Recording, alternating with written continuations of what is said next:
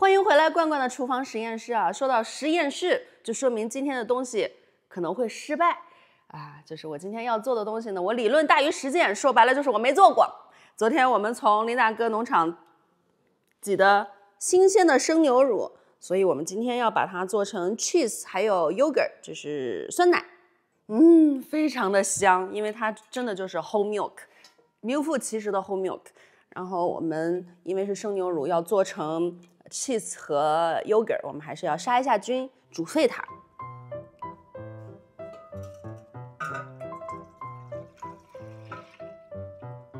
中小火把它煮沸。但挤牛奶真的不是个简单的活儿。我昨天挤的时候，后来是有点掌握到那个手法了，但是胳膊还是非常的累。任何进嘴的东西，不管是鱼啊、水果啊、蔬菜啊、粮食啊、牛奶啊，都来之不易。现在牛奶已经沸腾了，然后我们就把它关火晾凉。在晾凉的期间呢，我们做一些准备工作。据说我们的大同电锅是可以做酸奶的，所以我这次要和我的大同男朋友一起完成这项艰巨的任务。那首先呢，我们要把这个蒸架放进去，然后嘞，我们往里倒 whatever 的水，然后空锅让它加热。下一步呢，我们来准备做 cheese 的柠檬汁啊，我们来切2个柠檬。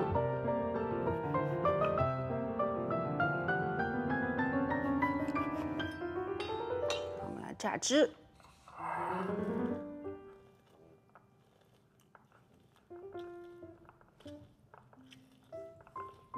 很快，这2个柠檬就榨汁了，榨出来这么多。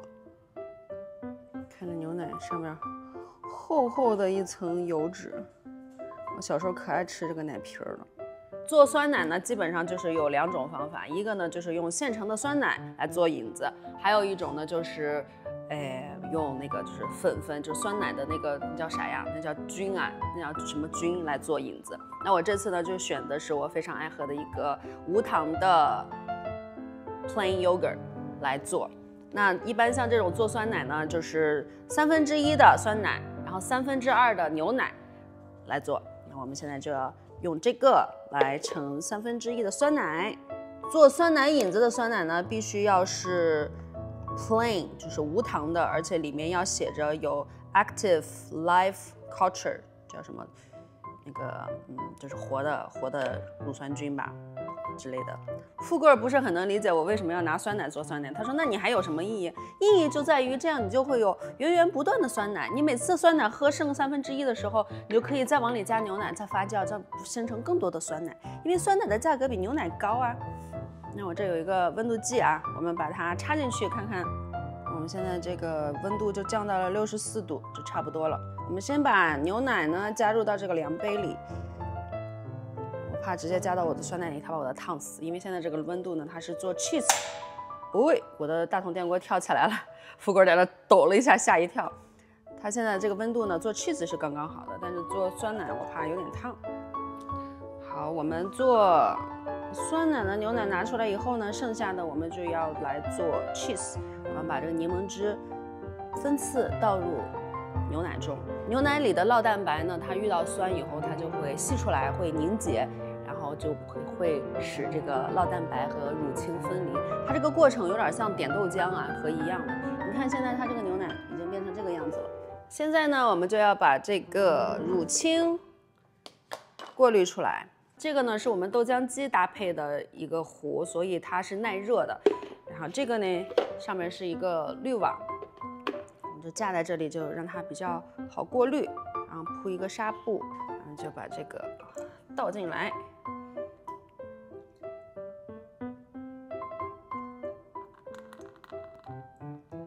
好香啊，奶香味儿。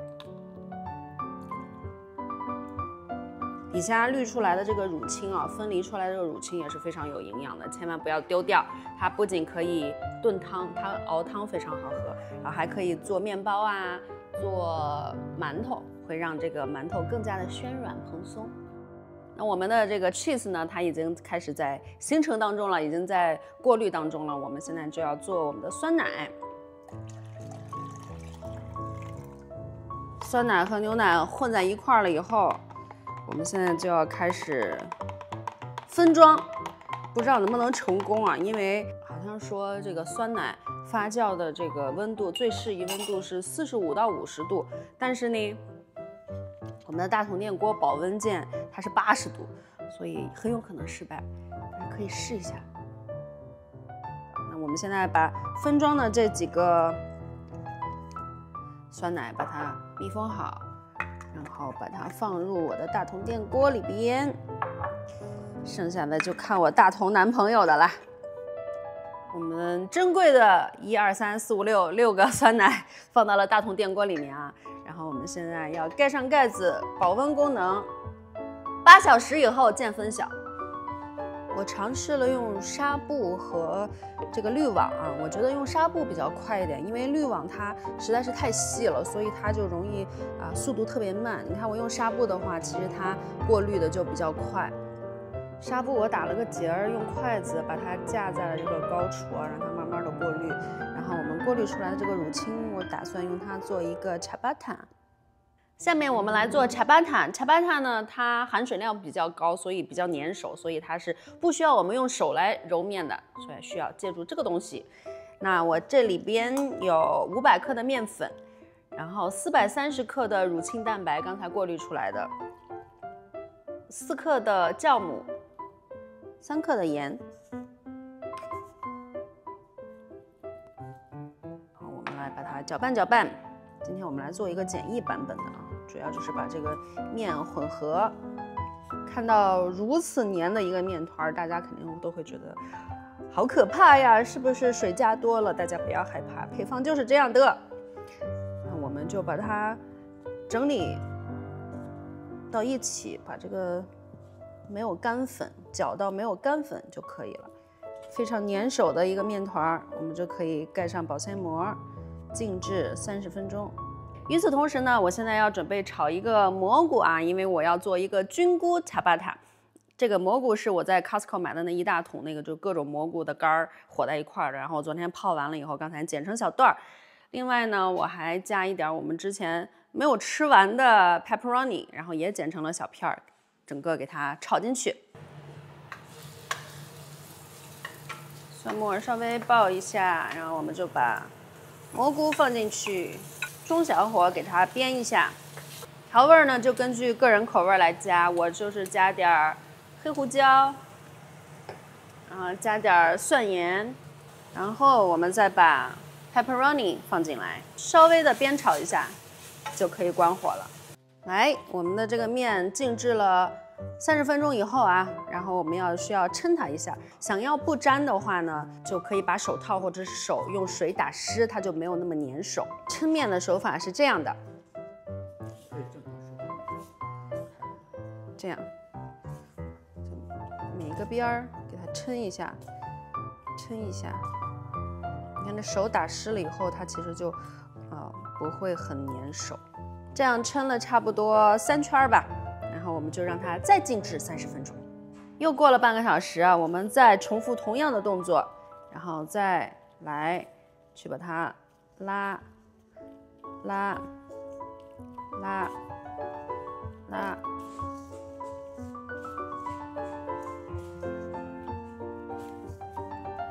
拉完2圈以后，我们再让它静置半个小时。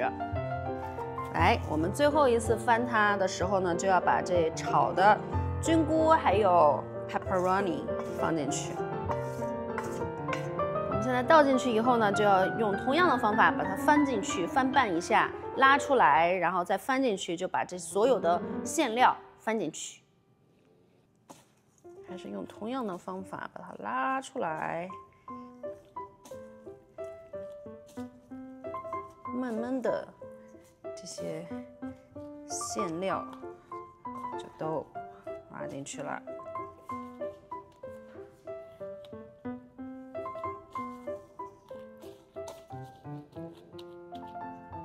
最终它成了这样一个面团就可以了，然后我们就可以把它放在室温下发酵1个小时。第一轮发酵已经完成了，它已经鼓起来了。那我们现在要给它做一个整形。那因为它非常非常的黏，水分非常的足，所以我们要撒很多的面粉、干粉。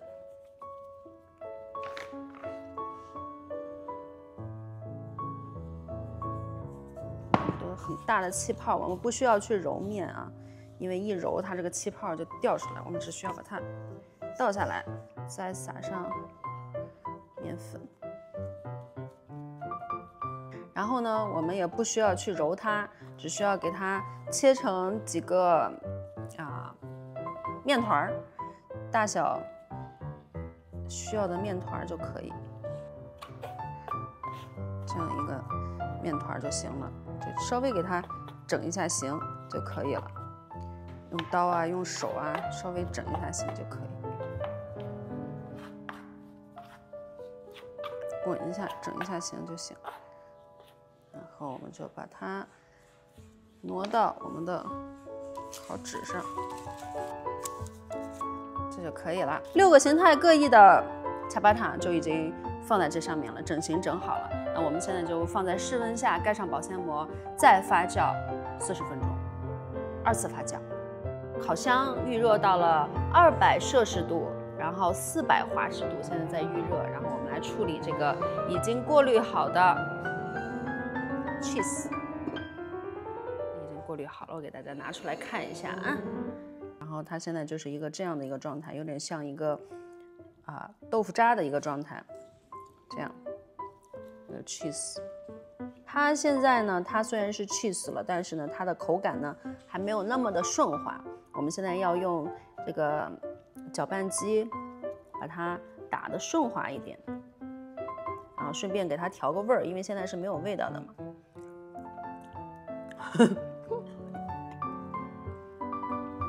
好吃吗？好吃，但是没有什么味道，就是奶味儿。就是奶味儿，就是奶香味儿。我们现在要把它加上味道，那这个味道呢，大家随便加，可以加糖，也可以加盐，然后甚至可以加进去一些烤过的大蒜，变成蒜香的 cheese。我今天呢就简单一点，就是加一点黑胡椒，加一点蒜盐。我们第一步，我们先把它放到这个绞肉机里去，把它打顺滑。然后大家在打的这个过程中呢，有的时候那个过滤的时间长啊，有的时候过滤的时间短呀，它的这个有的时候可能会比较潮湿，有的时候会比较干。如果太干的话，还可以再往里看，根据大家喜欢的这个口感去加刚才过滤出来的这些乳清啊，就是这些过滤出来的汤汁，也可以再加进去来调节它的这个口感。第一步，我们先不调味儿哈，我们先把它打得顺滑以后再来调味。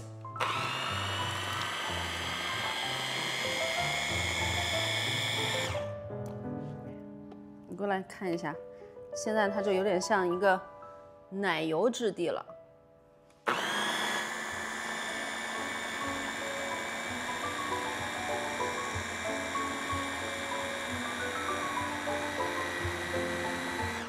好，现在就差不多了，现在就更像奶油的感觉了，有没有？是不是？尝一下啊，这个就非常非常绵密的一个口感了，我觉得就已经足够了。就是像抹面包啊，或者是抹在那个 cracker 上面，这个口感就已经是非常非常好的一个口感了。来，我们给狗狗吃一点，这点正好这点给他们。正正这边，好吃啊，好吃。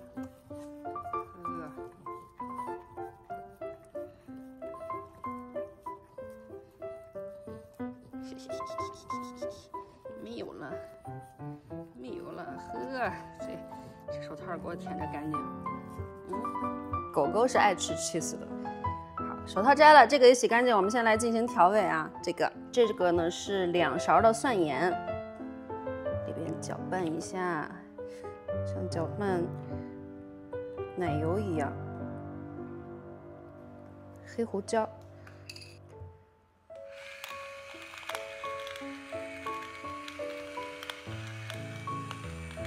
像这种新鲜研磨进去呢，就比较香，就不像我刚才炒那个蘑菇的时候就用现成的黑胡椒就好了。那现在搅拌均匀了以后呢，我们就可以把它装在碗里了，盖上保鲜膜或者是盖上或者是盖上盖子，冰箱冷藏，可以吃好多天。刮干净，每一寸的 cheese 都是经过我努力来的，从挤牛奶开始努力来的。满满的2碗，这是调过味的。烤箱现在已经马上就要预热好了，我们现在去烤 ciabatta， 只需要烤20分钟。然后温度我们是设定在200摄氏度或者是400华氏度，20到25分钟。每个烤箱脾气不太一样。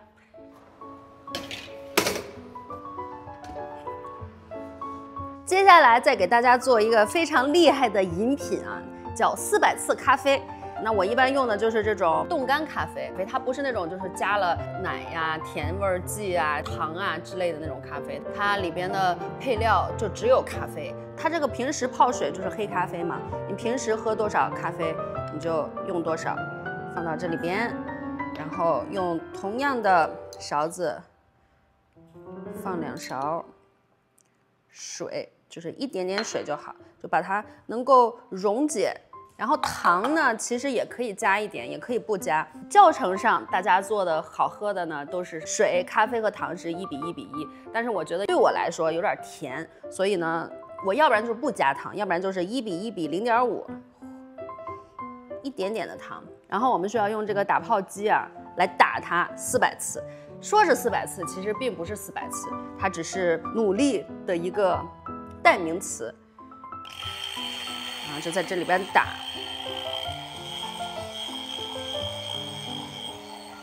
这个过程可能需要个5分钟吧，然后它会把它打发，打成泡沫，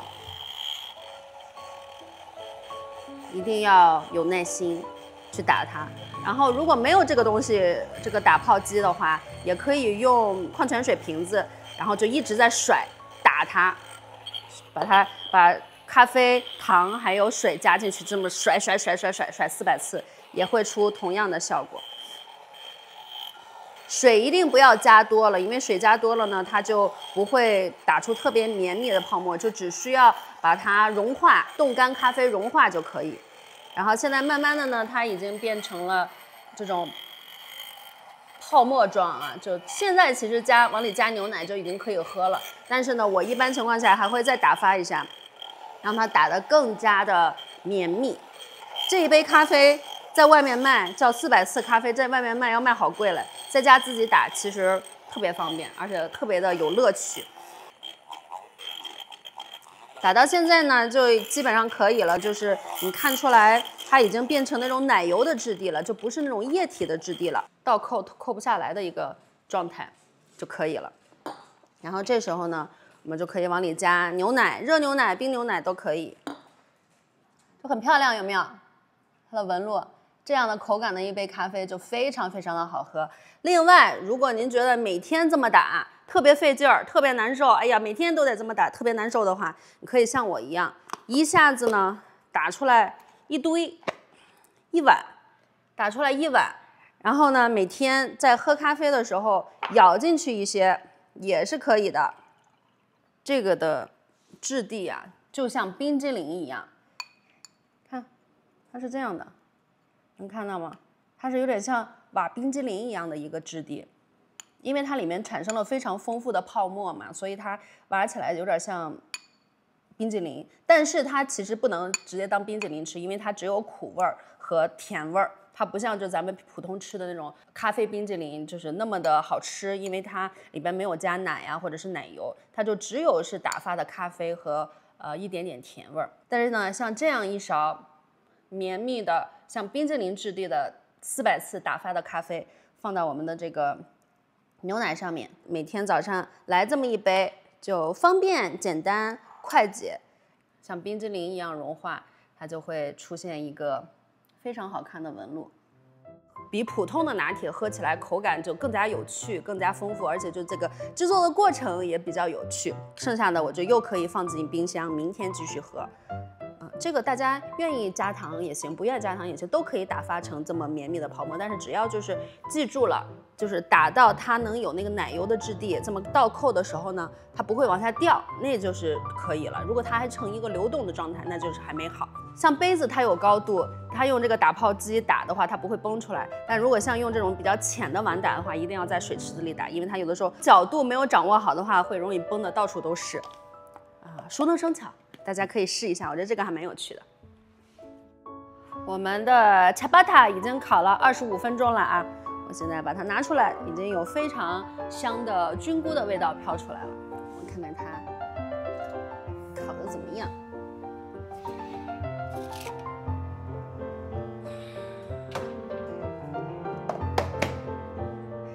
看着还是非常不错的，就是不知道吃起来味道怎么样。我觉得吃起来味道肯定非常的好。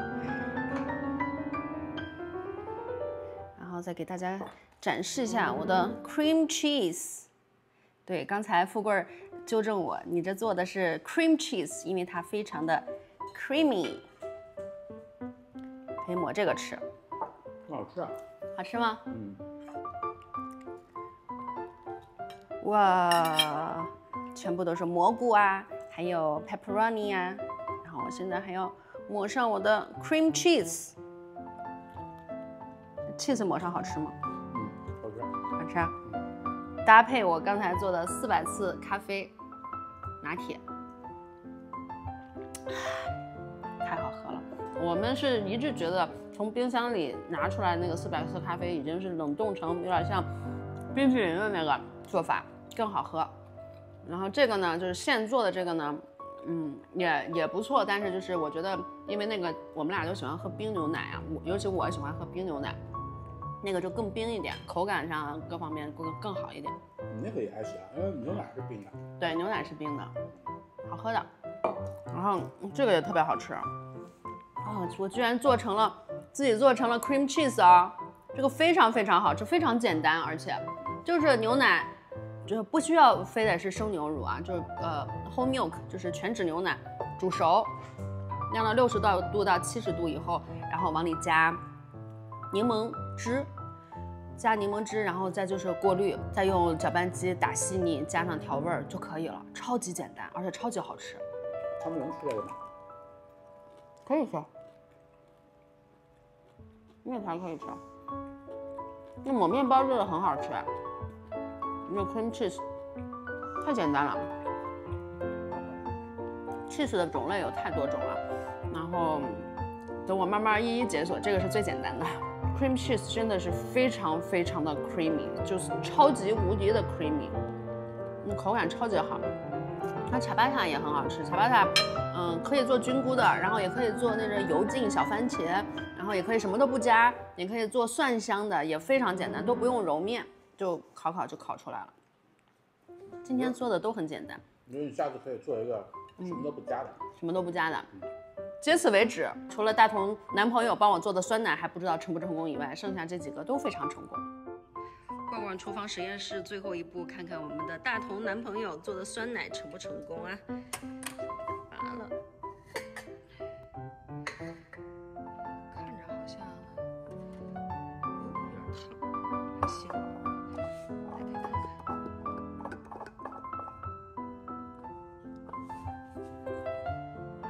这算成功吗？看一下，这算成功吗？呵呵。这个是不是再滤一下就成 Greek yogurt 了，就不是这么稀了？我再试试。来吧，朋友们，咱这个酸奶做稀了啊，但是没事儿，这差生文具多，咱这不是盖的啊，咱曾经也是做过豆腐的，咱用这个豆腐的模具把它滤一下水，脱一下水，它不就变成 Greek yogurt 了吗？不就变成了希腊酸奶了吗？来，咱这个豆腐模具啊，铺上纱布以后，咱就把酸奶做稀了的酸奶倒进去。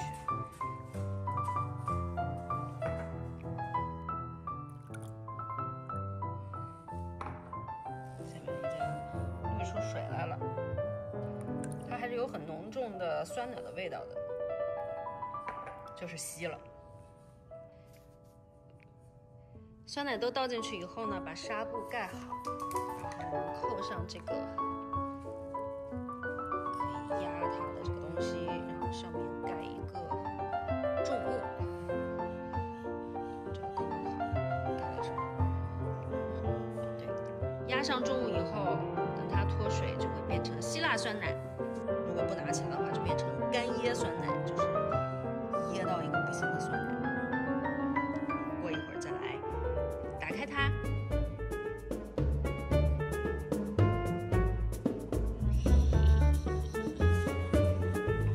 你们两个想吃干椰酸奶吗？就是咽不下去的那种。今天吃 cheese 吃的开心啊，在这里吃的你心宽体盘。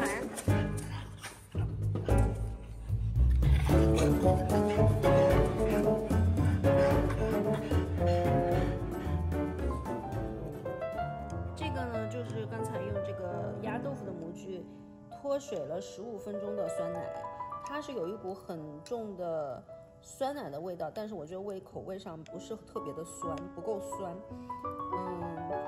质地上呢也没有那么顺滑，也不是很像那个希腊酸奶那么顺滑。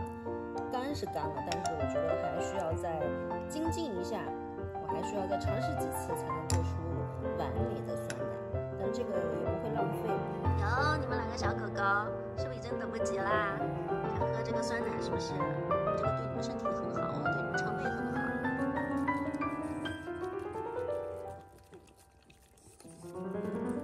呵，壮壮，这碰到爱吃的就吃的这么猛，呵，噎着了吧？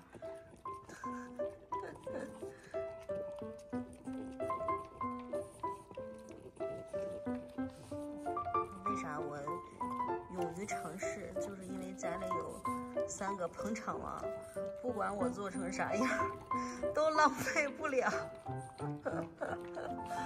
是不是蓝精灵？是不是壮壮？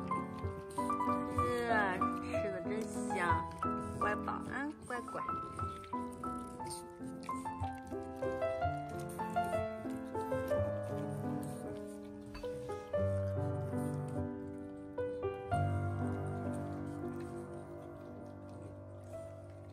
好呢，没有呢，剩下的明天再喝。好日子不能一天过了啊！跟叔叔姨姨们说再见吧。